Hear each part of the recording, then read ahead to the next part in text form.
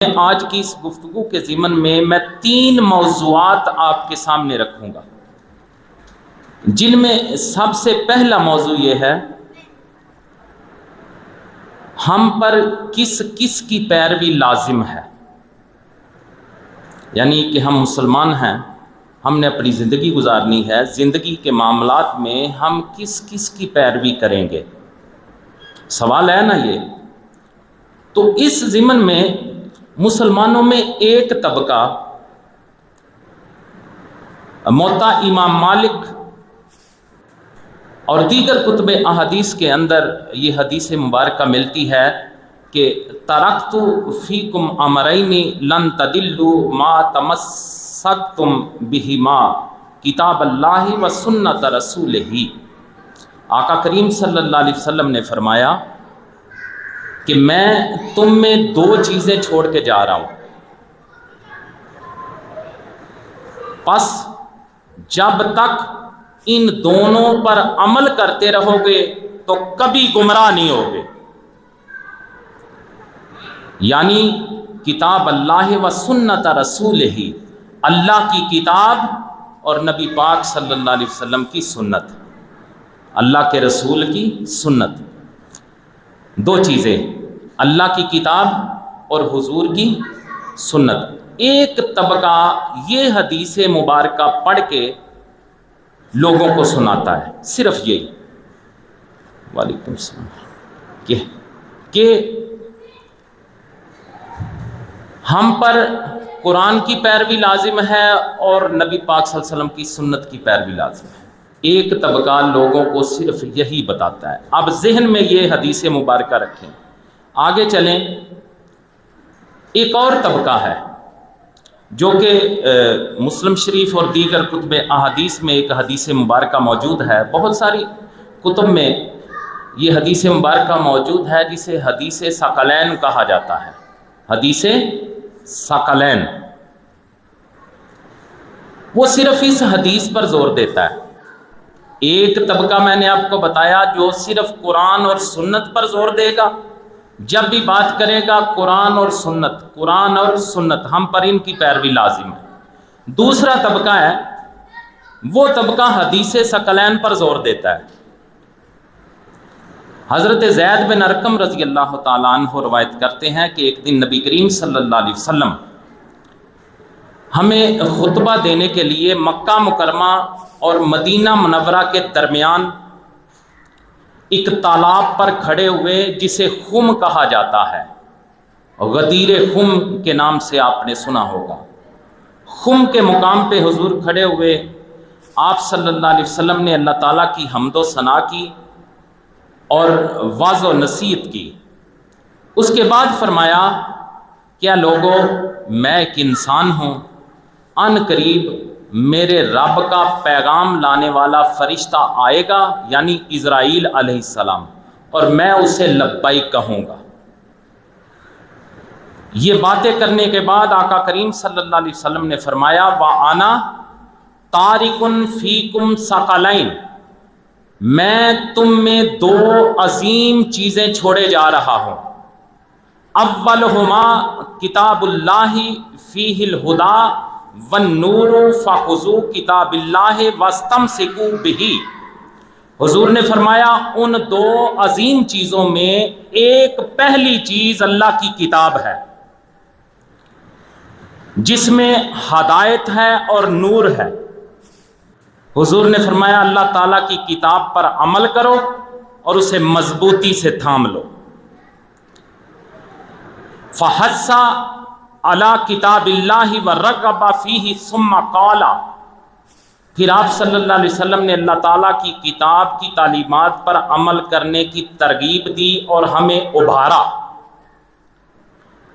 اور پھر فرمایا ثم قال، پھر فرمایا وَأَهْلُ بَيْتِي، اور دوسری چیز میری اہل بیت ہے۔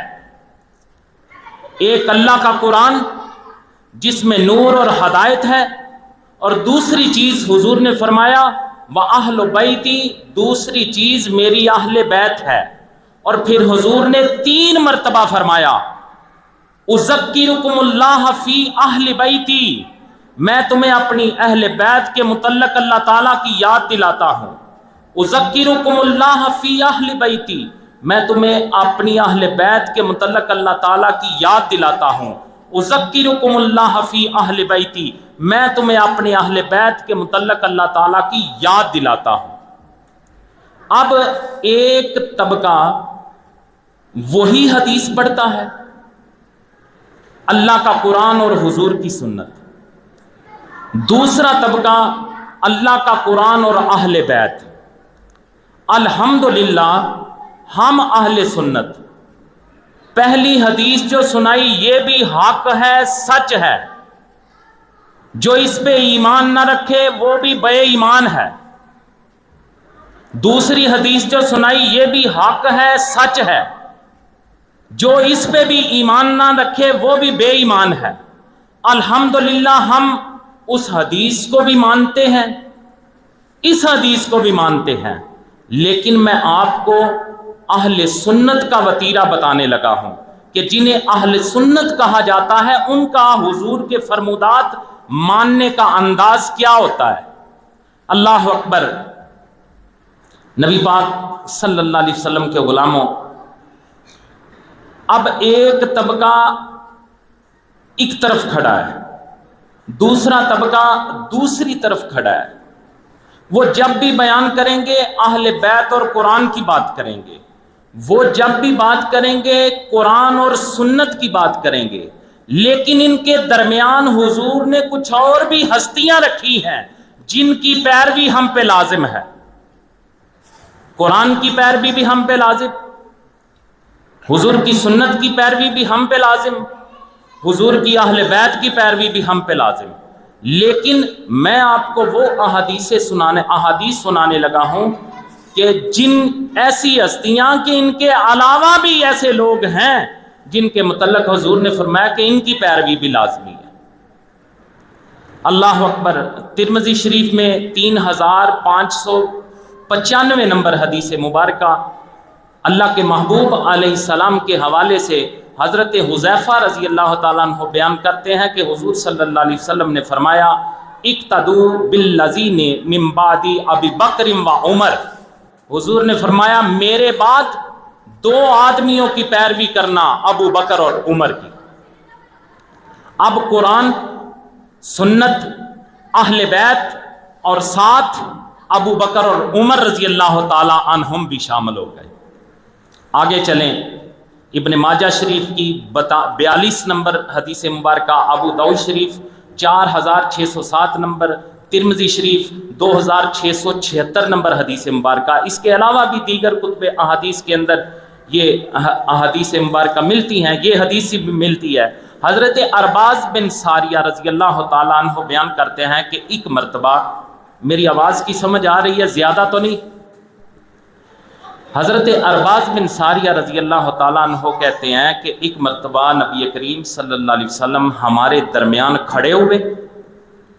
آپ نے ہمیں بلیغ خطبہ ارشاد فرمایا، جس کے نتیجے میں صحابی رسول کہتے ہیں دل لرز اٹھے، آنکھوں سے آنسو جاری ہو گئے.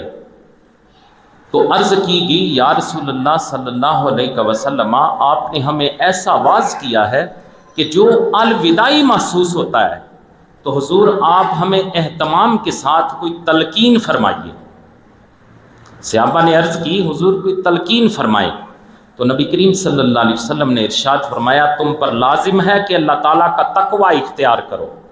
پہلی تلقین جو حضور نے فرمائی کہ تم پر لازم ہے اللہ تعالیٰ کا تقوی اختیار کرو اور حاکم وقت کی اطاعت و فرما برداری کرو، اگرچہ وہ حکمران کوئی حبشی غلام ہی کیوں نہ ہو. پھر حضور نے فرمایا تم لوگ میرے بعد شدید اختلاف دیکھو گے، شدید اختلاف دیکھو گے. پھر ان اختلافات میں اپنے صحابہ کو حضور نے گائیڈنس بھی دے دی کہ جب تم یہ اختلافات دیکھو فعلیکم بسنتی وسنت الخلفاء الراشدین المہدیین عدوا علیہا بالنواجذ وإیاکم والامور المحدثات فإن کل بدعۃ ضلالہ. حضور نے فرمایا جب تم میرے بعد تم ضرور شدید اختلاف دیکھو گے تو آقا نے فرمایا تو تم پر لازم ہے کہ میری سنت اور میرے ہدایت یافتہ خلفائے راشدین کی سنت اور ان کے طریقوں کی پیروی کرو، اور نئے پیدا ہونے والے جو امور ہیں ان سے بچو، کیونکہ ہر بدعت گمراہی ہے۔ اب اس حدیث مبارکہ میں نبی پاک صلی اللہ علیہ وسلم نے وہ ہستیاں جن کی پیروی ہم پہ لازم ہے ان میں چاروں اپنے خلفائے راشدین کو بھی شامل کر دیا۔ اب قرآن، سنت، اہل بیت، سیدنا ابو بکر صدیق، سیدنا عمر فاروق، سیدنا عثمان غنی، سیدنا مولا علی رضی اللہ تعالی عنہم بھی شامل ہو گئے۔ اب آگے چلیں، حضور صلی اللہ علیہ وسلم کا یہ فرمان مشکات شریف میں 6118 نمبر حدیث مبارکہ ہے۔ آقا کریم صلی اللہ علیہ وسلم نے فرمایا اصحابی کن نجومی فبأیہم اقتدیتم اہتدیتم، لوگوں سن لو میرے سارے صحابہ ستاروں کی مانند ہیں، ان میں جس کی بھی پیروی کرو گے ہدایت پا جاؤ گے۔ اب حضور نے ان ہستیوں میں جن کی پیروی ہم پر لازم ہے ان میں قرآن، سنت، اہل بیت، خلفائے راشدین کے ساتھ ساتھ حضور نے اپنے سارے صحابہ کو بھی شامل کر دیا کہ میرے بعد میرے سارے صحابہ ستاروں کی مانند ہیں، جس کی بھی پیروی کرو گے ہدایت پا جاؤ گے۔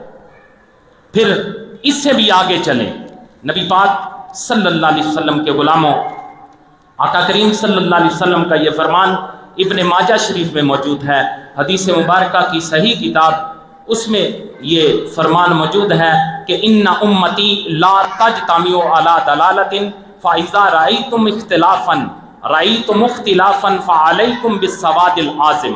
حضور صلی اللہ علیہ وسلم نے فرمایا بے شک میری امت گمراہی پر اکٹھی نہیں ہو سکتی۔ یہ حضور نے فرمایا کہ میری امت، اس میں کوئی شک نہیں کہ میری امت گمراہی پر اکٹھی نہیں ہو سکتی۔ جب تم اختلاف دیکھو تو تم پر لازم ہے کہ سواد اعظم یعنی بڑے گروہ کے ساتھ رہو۔ اب نبی پاک صلی اللہ علیہ وسلم نے ایک اور پلیٹ فارم بھی ہمیں دے دیا، اللہ کا قرآن، حضور کی سنت، خلفائے راشدین، اہل بیت، سارے صحابہ اکرام۔ پھر حضور نے ایک اور پلیٹ فارم دیا کہ میری امت گمراہی پہ اکٹھی نہیں ہو سکتی، لہذا امت میں جو بڑا گروہ ہو میرے غلاموں اس گروہ کے ساتھ لگ کے رہنا۔ یہ وہ احادیث ہیں، یہ وہ ہستیاں ہیں جو دونوں طبقات نہیں سناتے۔ ایک کہتا ہے قرآن و سنت، قرآن و سنت، قرآن و سنت، دوسرا طبقہ کہتا ہے قرآن اور اہل بیت، قرآن اور اطرت، قرآن اور اہل بیت، قرآن اور آل۔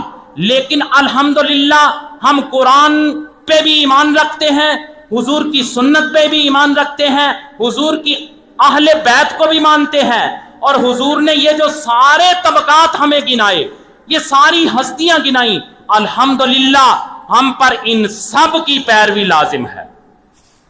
ہم اس طبقے سے نہیں کہ جو صرف یہ کہے کہ قرآن و سنت ہی کافی ہے، ہم اس طبقے سے بھی نہیں جو یہ کہے کہ قرآن اور اہل بیت بھی کافی ہے۔